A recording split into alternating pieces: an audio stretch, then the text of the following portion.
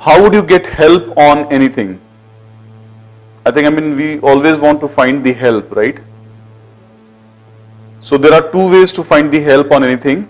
Either you can do help and in the parentheses the name of the function print, or the name of a function and question mark. So go ahead and give it a try and see if you can get the help, and tell me what are the differences in both of them.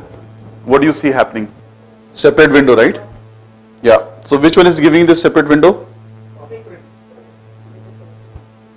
Right. Print with the question mark is gonna open a separate window for you, which you can actually zoom in and open up and then do broader look at it, right? So it doesn't have print, right? Yeah. So that's what I'm saying. There will be some differences in 2.7 versus 3.6, right?